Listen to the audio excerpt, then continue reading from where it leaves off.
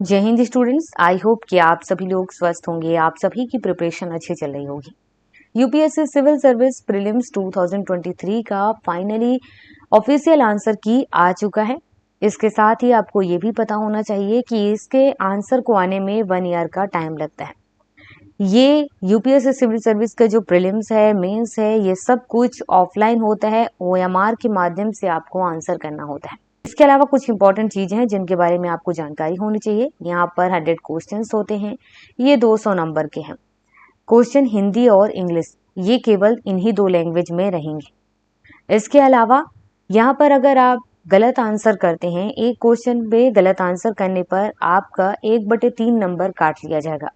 अगर आप एक क्वेश्चन का 2 टाइप से आंसर करते हैं तो भी यहाँ पर आपके नंबर काट लिए जाएंगे 1/3 नंबर।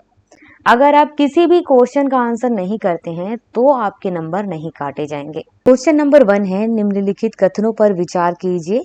फर्स्ट स्टेटमेंट, झेलम नदी वूलर झील से होकर जाती है। सेकंड है, कृष्णा नदी सीधे कोलेरू झील का भरण करती है। तीसरा है, गंडक नदी के विसर्पण से कांवर झील निर्मित हुई है। तो यहाँ पर कितने कथन सही हैं? तो इसका सही आंसर है ऑप्शन नंबर ए।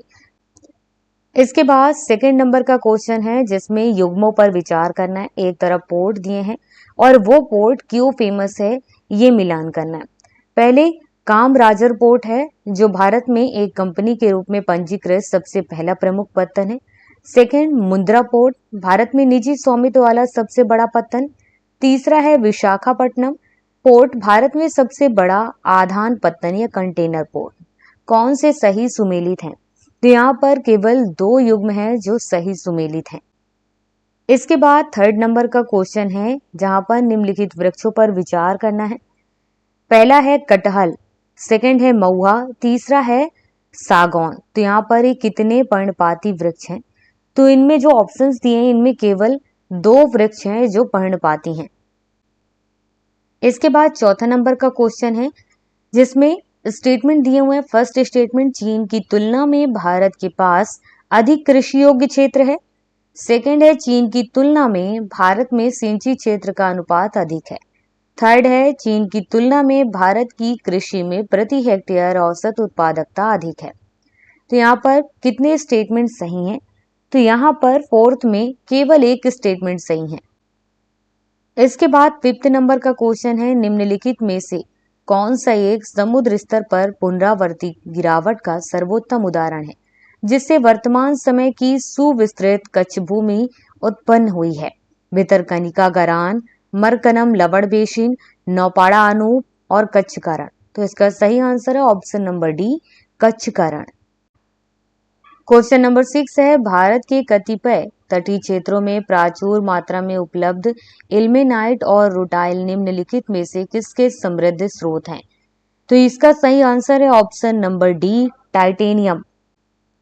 इसके बाद क्वेश्चन नंबर 7 है, संसार का लगभग 3/4 कोबाल्ट जो विद्युत मोटर वाहनों की बैटरी के निर्माण के लिए आवश्यक धातु है किस देश द्वारा उत्पादित किया जाता है?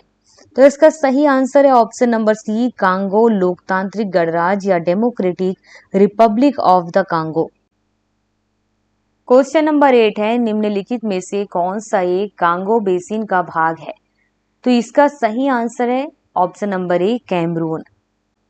क्वेश्चन नंबर 9 है जिसमें कई सारे स्टेटमेंट है। फर्स्ट स्टेटमेंट, अमरकंटक पहाड़ियां विंध्य और सह्याद्री श्रेणियों के संगम पर है। सेकंड है, बिलीगिरी रंगन पहाड़ियां सतपुड़ा श्रेणी के सबसे पूर्वी भाग हैं।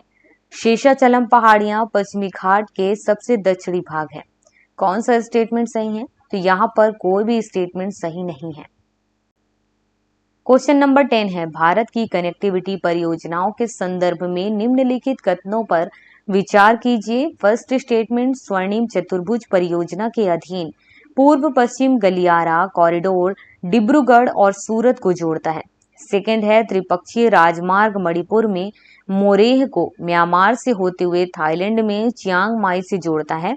थर्ड है, बांग्लादेश चीन भारत म्यांमार आर्थिक गलियारा कॉरिडोर उत्तर प्रदेश में वाराणसी को चीन में कुनमिंग से जोड़ता है। और कितने स्टेटमेंट यहाँ पर सही हैं? तो यहाँ पर कोई भी स्टेटमेंट सही नहीं है। क्वेश्चन नंबर 11 है, निम्नलिखित कथनों पर विचार कीजिए। फर्स्ट स्टेटमेंट, भारत अपने पास यूरेनियम निक्षेप होने के बावजूद अपने अधिकांश विद्युत उत्पादन के लिए कोयले पर निर्भर करता है। सेकेंड स्टेटमेंट, विद्युत उत्पादन के लिए कम से कम 60% तक समृद्ध यूरेनियम का होना आवश्यक है। कौन सा स्टेटमेंट सही है? तो यहाँ पर फर्स्ट स्टेटमेंट तो है सही है, बट सेकेंड स्टेटमेंट गलत है। इसके बाद 12 नंबर का क्वेश्चन है, निम्नलिखित कथनों पर विचार करें। फर्स्ट स्टेटमेंट, शिशुधानी स्तनी प्राकृतिक रूप से भारत में नहीं होते हैं। सेकेंड स्टेटमेंट, शिशुधानी स्तनी केवल परभक्षी रहित पर्वतीय घास स्थलों में ही पनप सकते हैं। तो यहाँ पर बताना है कि दोनों में से कौन सा स्टेटमेंट सही है। तो पहला स्टेटमेंट सही है, बट सेकेंड स्टेटमेंट गलत है। इसके बाद 13 नंबर का क्वेश्चन है, संक्रामक जीव जाति विशेषज्ञ समूह निम्नलिखित में से किस एक संगठन से संबंधित है? International Union for Conservation of Nature, United Nations Environment Programme, United Nations World Commission for Environment and Development, World Wide Fund for Nature. तो इसका सही ऑप्शन है option number A, International Union for Conservation of Nature. 14 number का question है, निम्नलिखित प्राणी जात पर विचार कीजिए। सिंह, पुच्छी मकाक, मालाबार सिवेट, सांभर हिरण। तो इनमें आमतौर पर रात्रिचर कौन से हैं? यह सूर्यास्त के बाद जो सक्रिय रहते हैं। तो इसमें केवल एक प्रजाति ऐसा है या प्राणी जात ऐसा है जो रात्रि में सक्रिय रहता है। क्वेश्चन नंबर 15 है, निम्नलिखित में से कौन सा जीव अपने सगे संबंधियों को अपने खाद्य के स्रोत की दिशा और दूरी इंगित करने के लिए दोलन नृत्य या वैगल डांस करता है? तितली, व्याध पतंग, मधुमक्खी या बर। तो यहाँ पर है मधुमक्खी। इसके बाद 16 नंबर का क्वेश्चन है, निम्नलिखित कथनों पर विचार कीजिए। फर्स्ट स्टेटमेंट, कुछ मशरूम में औषधि गुण होते हैं, कुछ मशरूम में साइकोएक्टिव गुण होते हैं, कुछ मशरूम में कीटनाशी गुण होते हैं, कुछ मशरूम में जैव संदीप्तिशील या बायोल्यूमिनिसेंट गुण होते हैं। तो कौन सा कथन सही है? तो यहाँ पर ये सभी स्टेटमेंट इसके लिए सही है।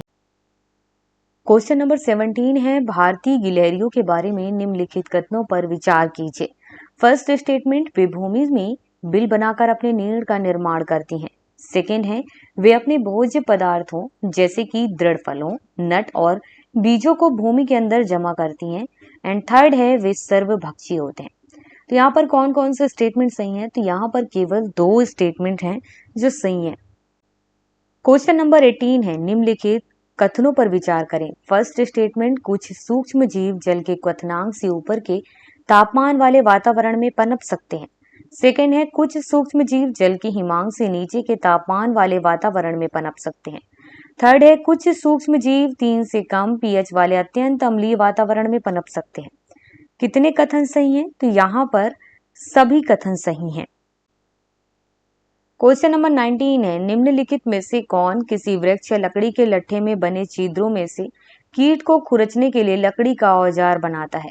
मत्स्य मार्जर, ओरेंगुटैन, उदबिलाव या स्लॉथ बियर। तो यहाँ पर ओरेंगुटैन ऐसा करता है। क्वेश्चन नंबर 20 है, निम्नलिखित कथनों पर विचार करना है। एरोसॉल, फोम एजेंट, अग्निमंदक, स्नेहक या लुब्रिकेंट। तो कितनों को बनाने में हाइड्रोफ्लोरोकार्बन का प्रयुक्त होता है?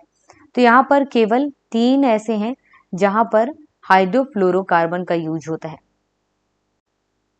क्वेश्चन नंबर 21 है, निम्नलिखित कथनों पर विचार कीजिए। फर्स्ट स्टेटमेंट, आधारिक संरचना निवेश न्यासों में जमा से हुई ब्याज की आय जो उनके निवेशकों में वितरित की जाती है कर से छूट प्राप्त है किंतु लाभांश कर योग्य है।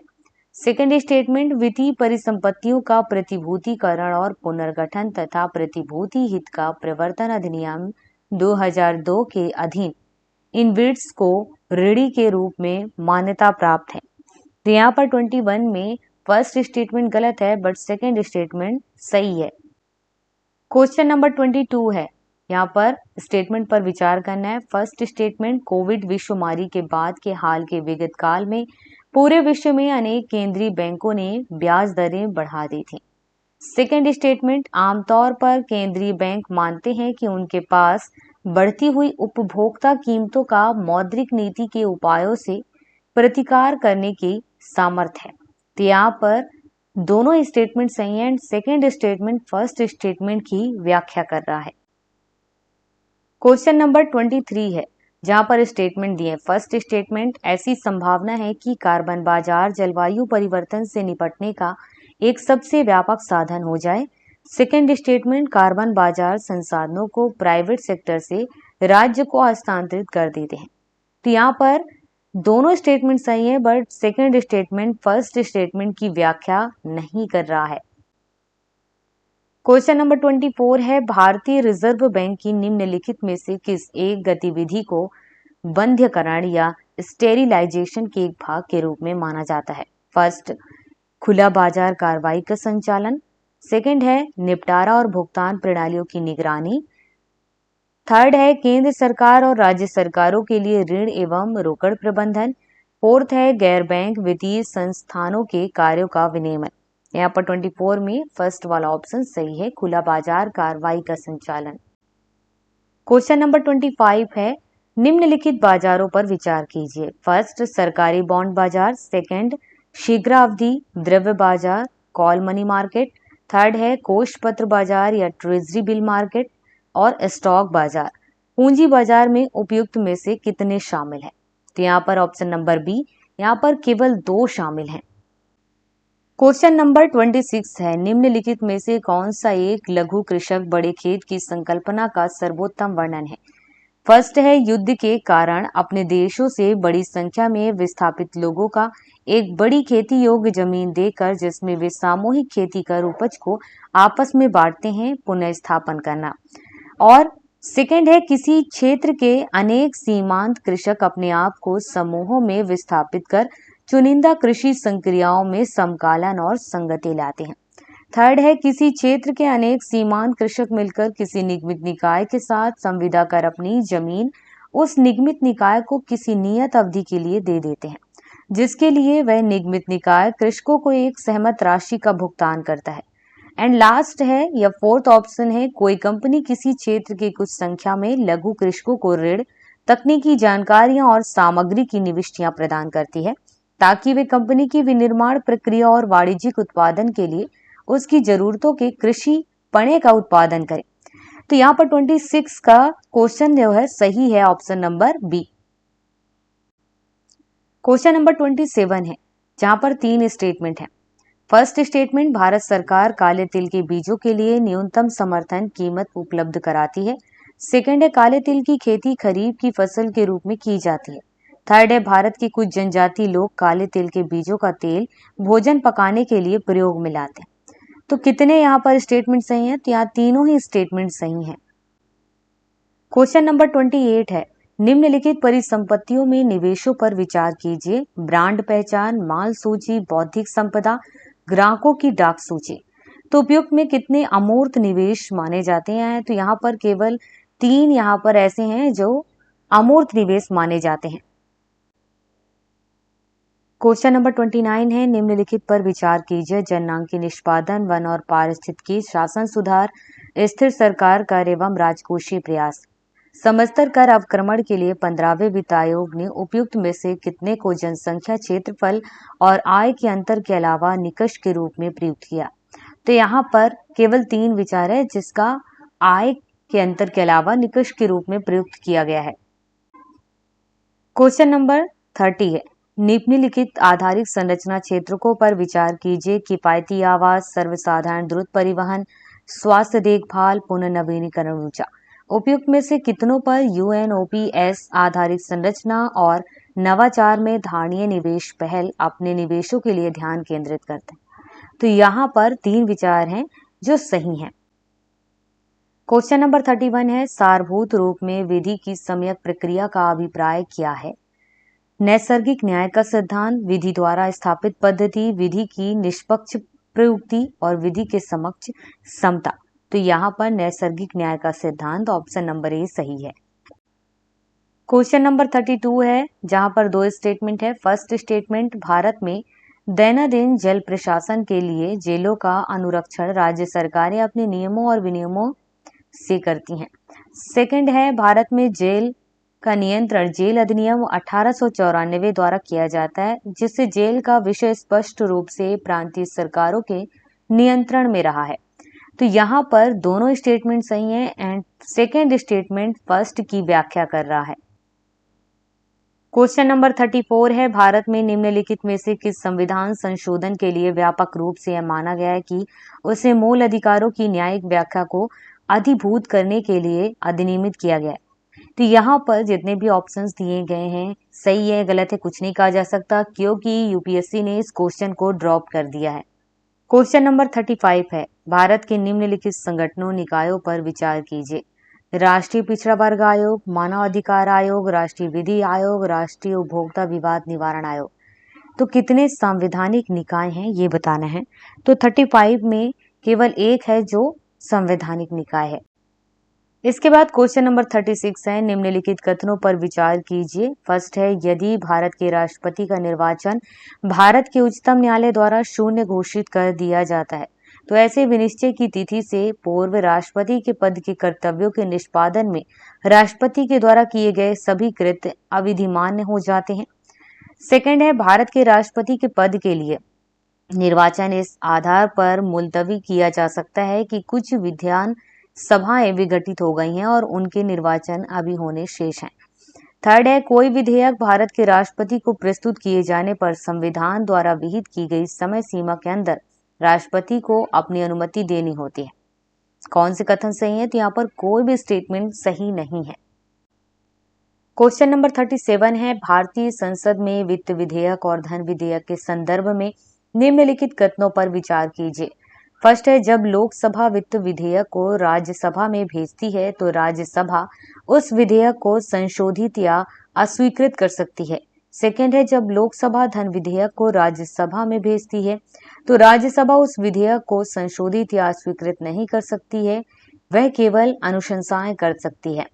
लोकसभा और राज्यसभा के बीच असहमति होने पर धन विधेयक के लिए कोई संयुक्त बैठक नहीं होती, किंतु वित्त विधेयक के लिए संयुक्त बैठक आवश्यक होती है। तो 37 नंबर में ऑप्शन नंबर बी सही है, यहाँ केवल दो स्टेटमेंट सही हैं। क्वेश्चन नंबर 38 है, निम्नलिखित कथनों पर विचार कीजिए। एक बार यदि केंद्र सरकार किसी क्षेत्र को समुदाय प्रारक्षित अधिसूचित कर देती है तो राज्य का मुख्य वन्य जीव वार्डन ऐसे वन का नियंत्रक प्राधिकारी बन जाता है। ऐसे क्षेत्र में शिकार की अनुमति नहीं होती। ऐसे क्षेत्र के लोगों को गैर इमारती लकड़ी वन उत्पाद को संग्रह करने की अनुमति होती है। ऐसे क्षेत्र के लोगों को पारंपरिक कृषि प्रथाओं की अनुमति होती है। बताना है कौन सा स्टेटमेंट सही है। तो यहाँ पर केवल दो स्टेटमेंट सही है। 39 नंबर का क्वेश्चन है, भारत में अनुसूचित क्षेत्र के संदर्भ में निम्नलिखित कथनों पर विचार कीजिए। फर्स्ट है, किसी राज्य के भीतर किसी क्षेत्र की अनुसूचित क्षेत्र के रूप में अधिसूचना राष्ट्रपति के एक आदेश के माध्यम से होती है। अनुसूचित क्षेत्र के रूप में बनने वाली सबसे बड़ी प्रशासकीय इकाई जिला होता है और सबसे छोटी इकाई ब्लॉक में गांवों का समूह होता है। एंड थर्ड है, संबंधित राज्यों के मुख्यमंत्रियों से अपेक्षित है कि वे राज्यों के अनुसूचित क्षेत्रों के प्रशासन के विषय में केंद्रीय गृह मंत्रालय को वार्षिक प्रतिवेदन दें। तो कौन सा कथन सही है? यहाँ पर केवल दो स्टेटमेंट सही है।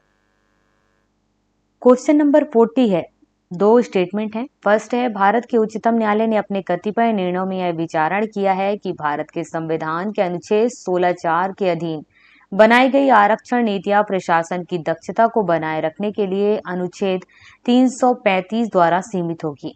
सेकेंड स्टेटमेंट, भारत के संविधान का अनुच्छेद 335 प्रशासन की दक्षता पद को परिभाषित करता है।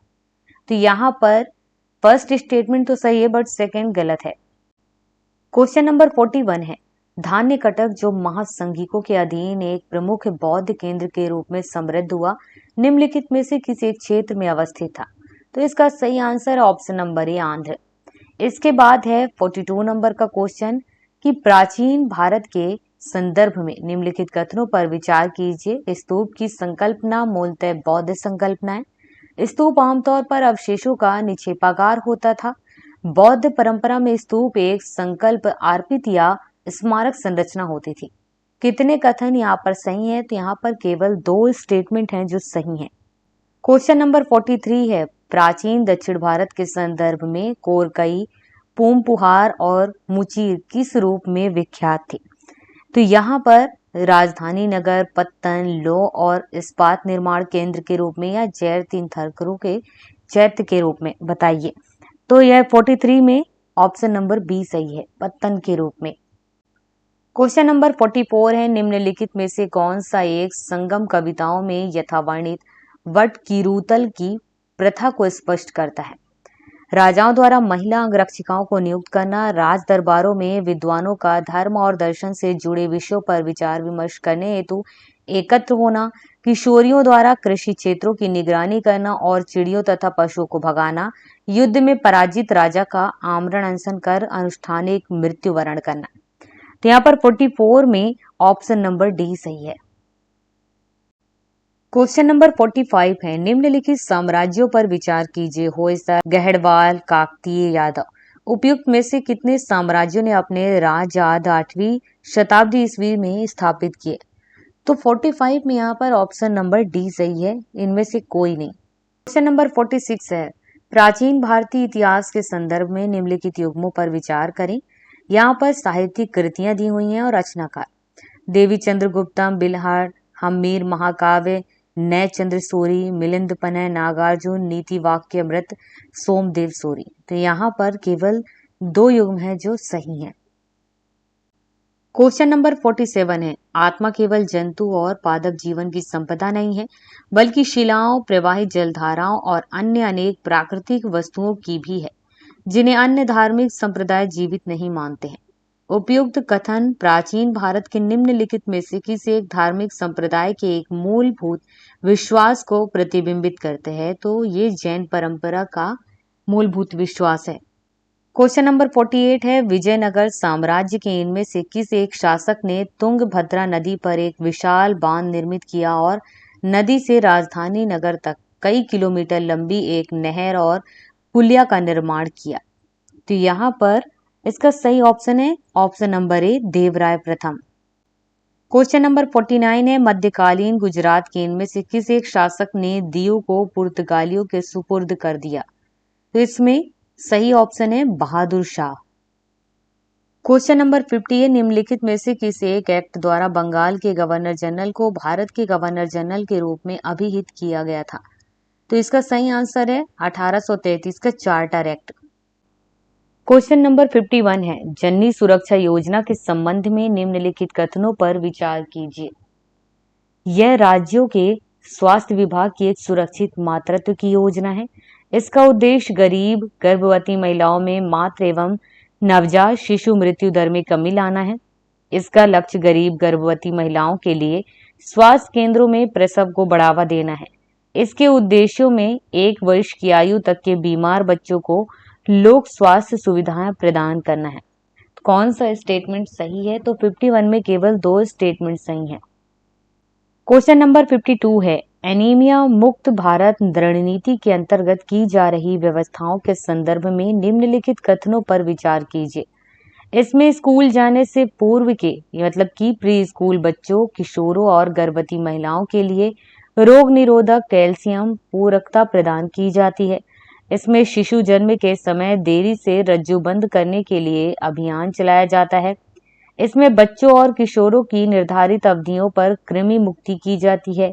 इसमें मलेरिया, हीमोग्लोबिन पैथी और फ्लोरोसिस पर विशेष ध्यान देने के साथ स्थानिक बस्तियों में एनीमिया के गैर पोषण कारणों की ओर ध्यान दिलाना शामिल है। तो यहाँ पर 3 कथन है जो सही हैं। क्वेश्चन नंबर 53 है, निम्नलिखित कथनों पर विचार कीजिए। ऑटोमोबाइल और एयरक्राफ्ट में प्रयुक्त होने वाले अवयव के निर्माण में कार्बन तंतुओं का इस्तेमाल होता है। कार्बन तंतु एक बार प्रयुक्त होने पर पुनर्चक्रित नहीं किए जा सकते हैं। कौन कौन से कथन यहाँ पर सही हैं?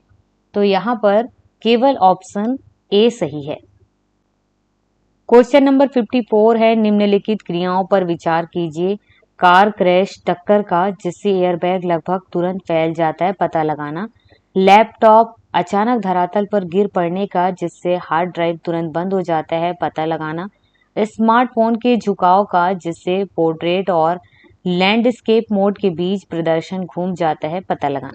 उपयुक्त में इसके कितनी क्रियाओं में त्वरणमापी के प्रकार की आवश्यकता है। तो यहाँ पर ये तीनों में त्वरणमापी के प्रकार की आवश्यकता है।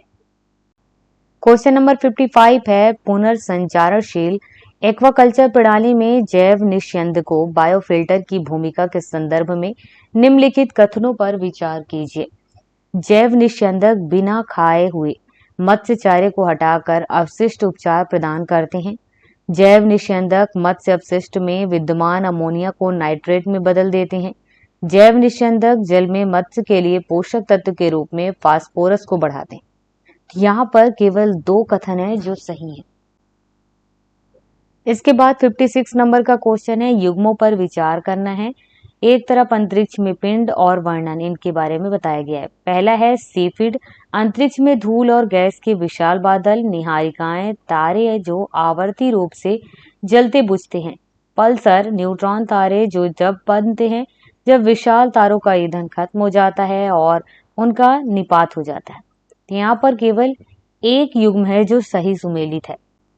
क्वेश्चन नंबर 57 है, निम्नलिखित देशों में से किस एक के पास अपनी उपग्रह मार्ग निर्देशन या नेविगेशन प्रणाली है? ऑस्ट्रेलिया, कनाडा, इजराइल या जापान? तो यहाँ पर जापान के पास अपना नेविगेशन प्रणाली है। क्वेश्चन नंबर 58 है, निम्नलिखित कथनों पर विचार कीजिए। फर्स्ट है, बैलिस्टिक मिसाइल अपनी पूरी उड़ान में अवध्वनिक चाल पर प्रधानोदित होती है, जबकि क्रूज मिसाइल केवल उड़ान के आरंभिक चरण में रॉकेट संचालित होती है। सेकंड है, अग्निवीर मध्यम दूरी की पराध्वनिक क्रूज मिसाइल है, जबकि ब्रह्मोस ठोस ईंधन चालित अंतर महाद्वीपीय बैलिस्टिक मिसाइल है। यहाँ पर कौन से कथन सही हैं? तो यहाँ पर दोनों ही कथन सही नहीं है। क्वेश्चन नंबर 59 है, पारा प्रदूषण के बारे में निम्नलिखित कथनों पर विचार कीजिए। स्वर्ण खनन गतिविधि विश्व में पारा प्रदूषण का स्रोत है। कोयला आधारित ऊष्मीय शक्ति संयंत्र थर्मल पावर प्लांट से पारा प्रदूषण होता है। पारा के संपर्क में आने का कोई ज्ञात सुरक्षा स्तर नहीं है। कितने कथन सही हैं? तो यहाँ पर केवल 2 कथन सही हैं। क्वेश्चन नंबर 60 है, हरित हाइड्रोजन के संदर्भ में निम्नलिखित कथनों पर विचार कीजिए। फर्स्ट है, इसे आंतरिक दहन के लिए ईंधन के रूप में सीधे इस्तेमाल किया जा सकता है। इसे प्राकृतिक गैस के साथ मिलाकर ताप या शक्ति जनन के लिए ईंधन के रूप में इस्तेमाल किया जा सकता है। इससे वाहन चालन के लिए हाइड्रोजन ईंधन प्रकोष्ठ में इस्तेमाल किया जा सकता है। तो इसका सही उत्तर है कि यहाँ पर तीनों ही ऑप्शन या तीनों ही स्टेटमेंट सही हैं। क्वेश्चन नंबर 61 है, निम्नलिखित देशों पर विचार कीजिए। बुल्गारिया, चेक Republic, Hungary, Latvia, Lithuania, Romania. कितने देशों की सीमाएं यूक्रेन की सीमा के साथ साझा करती हैं? तो यहाँ पर 61 में केवल 2 ऐसे देश हैं। क्वेश्चन नंबर 62 है, पृथ्वी के वायुमंडल के संदर्भ में निम्नलिखित कथनों में से कौन सा एक सही है? तो यहाँ पर भूमध्य रेखा पर प्राप्त होने वाले सूर्यताप की कुल मात्रा ध्रुवों पर प्राप्त होने वाले सूर्यताप की कुल मात्रा की लगभग 10 गुनी है। अवरक्त किरणें सूर्यताप के लगभग 2/3 भाग है। अवरक्त तरंगे निचले वायुमंडल में संकेंद्रित जलवाष्प द्वारा वृहद रूप से अवशोषित होती है। अवरक्त तरंगे सौर विकिरण की विद्युत चुंबकीय तरंगों के दृश्यमान स्पेक्ट्रम के भाग है। तो यहाँ पर सी नंबर का ऑप्शन सही है। क्वेश्चन नंबर 63 है, जहां पर 2 स्टेटमेंट है। फर्स्ट स्टेटमेंट, उष्ण कटिबंधीय वर्षा वनों की जो मृदा है वो पोषक तत्वों से भरपूर होती है। एंड सेकेंड, उष्ण कटिबंधीय वर्षा वनों के उच्च ताप और आर्द्रता के कारण मृदा में विद्यमान मृत जैव पदार्थ का द्रुत अपघटन होता है। तो यहाँ पर फर्स्ट स्टेटमेंट गलत है बट सेकेंड स्टेटमेंट सही है। क्वेश्चन नंबर 64 है, निम्नलिखित कथनों पर विचार करना है। 2 स्टेटमेंट है। फर्स्ट स्टेटमेंट, ग्रीष्म ऋतु में महाद्वीपों और महासागरों के बीच तापमान विपर्यास शीत ऋतु की अपेक्षा अधिक होता है। सेकंड स्टेटमेंट, जल की विशिष्ट ऊष्मा भूपृष्ठ की विशिष्ट ऊष्मा की अपेक्षा अधिक होती है। तो यहाँ पर फर्स्ट स्टेटमेंट गलत है, सेकंड स्टेटमेंट सही है। 65 में निम्नलिखित कथनों पर विचार कीजिए। भूकंप लेखी सिस्मोग्राफ में एस तरंगों से पूर्व पी तरंगें अभिलिखित की जाती हैं। सेकंड है, पी तरंगों में अलग अलग कण तरंग प्रसार की दिशा में आगे पीछे कंपन करते हैं, जबकि एस तरंगों में कण तरंग प्रसार की दिशा के समकोणीय ऊपर नीचे कंपन करते हैं। तो यहाँ पर दोनों ही ऑप्शन सही हैं। क्वेश्चन नंबर 66 है, भारत में कोयला आधारित तापीय शक्ति संयंत्रों के संदर्भ में निम्नलिखित कथनों पर विचार करें। उनमें से किसी में भी समुद्र जल का उपयोग नहीं होता, उनमें से कोई भी जल संकट वाले जिले में स्थापित नहीं है, उनमें से कोई भी निजी स्वामित्व में नहीं। तो यहाँ पर कोई भी कथन सही नहीं है। क्वेश्चन नंबर 67 है, बोल बैच या पद्धति का कभी कभी निम्नलिखित में से किस एक के संदर्भ में उल्लेख होता है। मच्छरों से होने वाले विषाणु रोगों के प्रसार को नियंत्रित करना, शेष शस्य से संवेष्टन सामग्री बनाना, जैव निम्नीकरणीय प्लास्टिकों का उत्पादन करना, जैव मात्रा के ऊष्मा रासायनिक रूपांतरण से बायोचार का उत्पादन करना। तो यहाँ पर सही ऑप्शन है मच्छरों से होने वाले विषाणु रोगों को प्रसार को नियंत्रित करना। क्वेश्चन नंबर 68 है, निम्नलिखित गतिविधियों पर विचार कीजिए। पहला, बड़े पैमाने पर बारीक पीसी हुई बेसाल्ट सेल खेतों में बिछाना। सेकंड है, चूना मिलाकर महासागरों की क्षारीयता बढ़ाना। थर्ड है, विभिन्न उद्योगों द्वारा निर्मुक्त कार्बन डाइऑक्साइड का अभिग्रहण कर उसे कार्बोनेटीकृत जल के रूप में परित्यक्त भूमिगत खानों के अंदर पंप करना। उपयुक्त गतिविधियों में से कितनी कार्बन अभिग्रहण और विविक्ति भवन के लिए प्राय विचार और चर्चा में लाई जाती है। तो यहाँ पर तीनों ही कथन सही हैं। 69 नंबर का क्वेश्चन है, एरियल मेटाजीनोमिक्स निम्नलिखित में से किस एक स्थिति को सबसे सही निर्दिष्ट करता है। पहला, किसी पर्यावास में वायु से डीएनए प्रतिदर्शों को एक बार में एकत्र करना, किसी पर्यावास की पक्षी जाति की आनुवांशिक रचना को समझना, गतिशील प्रणालियों से रुधिर प्रतिदर्श लेने के लिए वायु वाहित युक्तियों का प्रयोग करना, भूमि तल और जल निकायों से पंप एवं जंतु प्रतिदर्श एकत्र करने के लिए अगम्य क्षेत्रों में ड्रोन भेजना। तो यहाँ पर सही ऑप्शन है ऑप्शन नंबर ए। क्वेश्चन नंबर 70 है, माइक्रो सैटेलाइट डीएनए निम्नलिखित में से किस एक मामले में प्रयोग किया जाता है।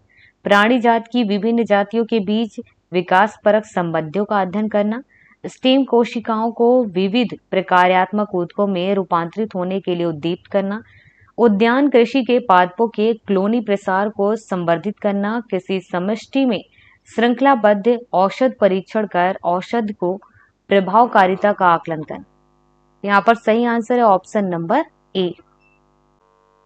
क्वेश्चन नंबर 71 है, भारत के संदर्भ में निम्नलिखित कथनों पर विचार कीजिए। यहाँ पर दो स्टेटमेंट दिए गए हैं। तो पहला है, सूक्ष्म लघु और मध्य उद्यम विकास MSMED अधिनियम 2006 के अनुसार जिनके संयंत्र और मशीनरी में निवेश 15 करोड़ रुपए से 25 करोड़ रुपए के बीच है, वे मध्यम उद्यम है। और सेकंड है, सूक्ष्म लघु मध्यम उद्यमों को दिए गए सभी बैंक ऋण प्राथमिकता क्षेत्र के अधीन है। तो बताना है कि इनमें से कौन सा सही है। तो यहाँ पर केवल ऑप्शन बी नंबर सही है। क्वेश्चन नंबर 72 है, केंद्रीय बैंक डिजिटल मुद्राओं के संदर्भ में निम्नलिखित कथनों पर विचार कीजिए। पहला है, US डॉलर या SWIFT प्रणाली का प्रयोग किए बिना डिजिटल मुद्रा में भुगतान करना संभव है। सेकंड है, कोई डिजिटल मुद्रा इसके अंदर प्रोग्रामित प्रतिबंध जैसे कि इसके व्यय के समय ढांचे के साथ वितरित की जा सकती है। कौन सा कथन सही है? तो यहाँ पर ऑप्शन नंबर सी सही है। क्वेश्चन नंबर 73 है, वित्त के संदर्भ में शब्द बीटा किसे निर्दिष्ट करता है।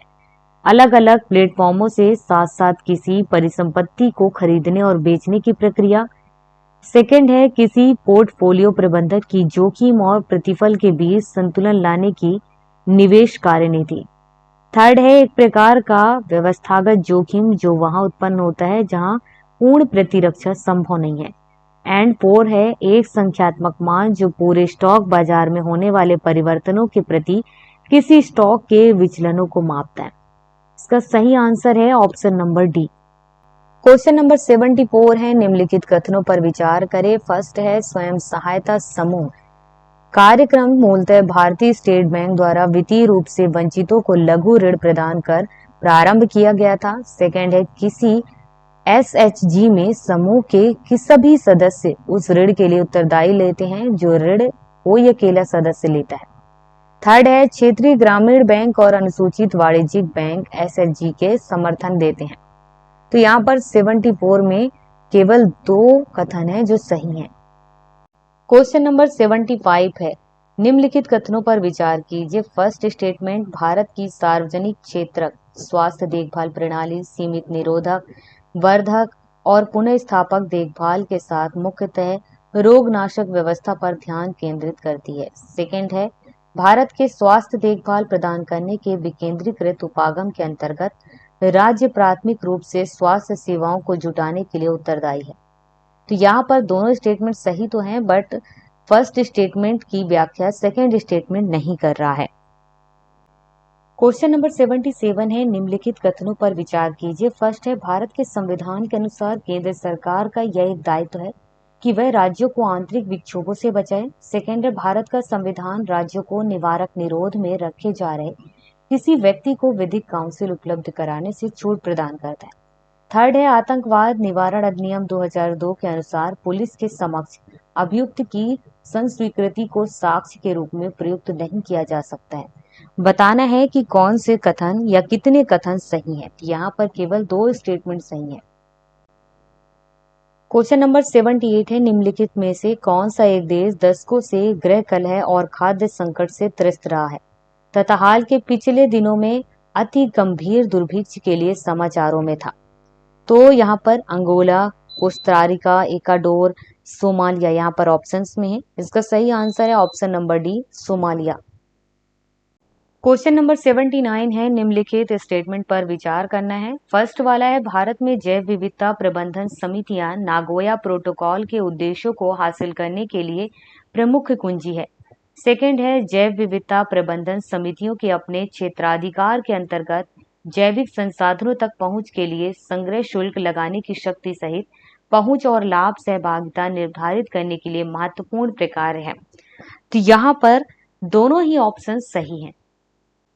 क्वेश्चन नंबर 80 है, भारत के राष्ट्रपति के निर्वाचन के बारे में निम्नलिखित कथनों पर विचार कीजिए। फर्स्ट है, संसद के दोनों में से किसी भी सदन या राज्यों की विधानसभाओं में नाम निर्दिष्ट किए गए सदस्य निर्वाचक मंडल में शामिल किए जाने के लिए भी आ रहे हैं।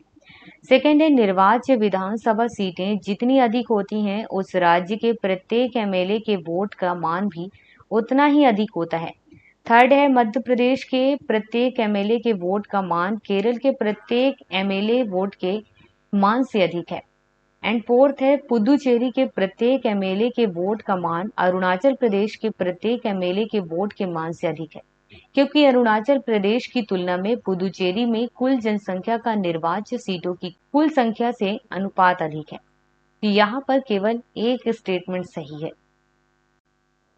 क्वेश्चन नंबर 81 है, भारतीय इतिहास के संदर्भ में अलेक्जेंडर री एच लॉन्गहर्स्ट, रॉबर्ट स्वेल और जेम्स बर्गेस और वाल्टर इलियट किस गतिविधि से जुड़े थे? तो ये पुरातात्विक उत्खनन से जुड़े हुए थे। क्वेश्चन नंबर 82 है, निम्नलिखित युग्मों पर विचार कीजिए। एक तरफ स्थल है, दूसरी तरफ ये क्यों जाना जाता है? बेसनगर शैव गुफा मंदिर, भाजा बौद्ध गुफा मंदिर, सीतनवासल जैन गुफा मंदिर। तो यहाँ पर केवल 2 युग्म हैं जो सही सुमेलित हैं। क्वेश्चन नंबर 83 है, जहां पर 2 स्टेटमेंट है। फर्स्ट स्टेटमेंट 7 अगस्त को राष्ट्रीय हस्तकरघा दिवस के रूप में घोषित किया गया। सेकंड है, 1905 में इसी दिन स्वदेशी आंदोलन शुरू किया गया था। तो यहाँ पर दोनों स्टेटमेंट सही है। क्वेश्चन नंबर 84 है, भारत की ध्वज संहिता 2002 के अनुसार भारत के राष्ट्रीय ध्वज के बारे में निम्नलिखित कथनों पर विचार कीजिए। फर्स्ट स्टेटमेंट, भारत के राष्ट्रीय ध्वज का एक मानक माप 600 मिलीमीटर गुणे 400 मिलीमीटर है। कथन सेकंड है, ध्वज की लंबाई से ऊंचाई या चौड़ाई का अनुपात 3:2 होगा। तो यहाँ 84 में फर्स्ट वाला जो स्टेटमेंट है वो गलत है, बट सेकंड वाला स्टेटमेंट सही है। क्वेश्चन नंबर 85 है, संविधान दिवस के बारे में निम्नलिखित कथनों पर विचार कीजिए। फर्स्ट है, नागरिकों के बीच संवैधानिक मूल्यों को संवर्धित करने के लिए संविधान दिवस प्रतिवर्ष 26 नवंबर को मनाया जाता है। सेकेंड है, 26 नवंबर 1949 को भारत की संविधान सभा ने भारत के संविधान का प्रारूप तैयार करने के लिए डॉक्टर BR अम्बेडकर की अध्यक्षता में एक प्रारूपण समिति बनाई थी। तो यहाँ पर 85 में फर्स्ट कथन तो सही है, बट सेकंड वाला गलत है। क्वेश्चन नंबर 86 है, 2 स्टेटमेंट है। फर्स्ट स्टेटमेंट, स्विट्जरलैंड मूल्य के आधार पर स्वर्ण के अग्रणी निर्यातकों में से एक है। सेकंड है कि स्विट्जरलैंड के पास विश्व का दूसरा विशालतम स्वर्ण रिजर्व है। तो बताना है कौन सा कथन सही है। तो यहाँ पर फर्स्ट स्टेटमेंट सही है बट सेकंड स्टेटमेंट गलत है। क्वेश्चन नंबर 87 है, दो स्टेटमेंट है। हाल ही में संयुक्त राज्य अमेरिका यूएसए और ईयू ने व्यापार और प्रौद्योगिकी परिषद प्रारंभ की है। सेकंड है, संयुक्त राज्य अमेरिका और यूरोपीय संघ यह दावा करते हैं कि वे इसके माध्यम से तकनीकी प्रगति और भौतिक उत्पादकता को अपने नियंत्रण में लाने का प्रयास कर रहे हैं। तो यहाँ पर फर्स्ट स्टेटमेंट तो सही है बट सेकंड स्टेटमेंट गलत है। क्वेश्चन नंबर 88 है, दो स्टेटमेंट है। पहला स्टेटमेंट, वस्तुओं के वैश्विक निर्यात में भारत का निर्यात 3.2% है। सेकंड स्टेटमेंट, भारत में कार्यरत अनेक स्थानीय कंपनियों एवं भारत में कार्यरत कुछ विदेशी कंपनियों ने भारत की उत्पादन आधारित प्रोत्साहन योजना का लाभ उठाया। यहाँ पर डी नंबर का ऑप्शन सही है, जहां पर पहला कथन तो गलत है बट सेकंड वाला जो कथन है वो सही है। क्वेश्चन नंबर 89 है, यहाँ पर स्टेटमेंट है कि यूरोपीय संघ का स्थिरता एवं समृद्धि समझौता या स्टेबिलिटी एंड ग्रोथ पैक्ट ऐसी संधि है जो यूरोपीय संघ के देशों के बजटीय घाटे के स्तर को सीमित करती है। यूरोपीय संघ के देशों के लिए अपनी आधारिक संरचना सुविधाओं को आपस में बांटना सुकर बनाती है। यूरोपीय संघ के देशों के लिए अपनी प्रौद्योगिकियों को आपस में बांटना सुकर बनाती है। तो यहाँ पर केवल एक कथन है सही है। क्वेश्चन नंबर 90 है, निम्नलिखित कथनों पर विचार कीजिए। हाल ही में संयुक्त राष्ट्र के सभी देशों ने अंतर्राष्ट्रीय प्रवास के लिए अभी तक की पहली संविदा सुरक्षित, व्यवस्थित और नियमित प्रवास के लिए वैश्विक संविदा अपनाई है। जीसीएम में अधिकथित उद्देश्य और प्रतिबद्धताएं यूएन सदस्य देशों पर बाध्यकर है। जीसीएम अपने उद्देश्यों और प्रतिबद्धताओं के अंतर्गत आंतरिक प्रवास या आंतरिक रूप से विस्थापित लोगों के लिए भी कार्य करती है। तो यहाँ पर कोई भी स्टेटमेंट सही नहीं है।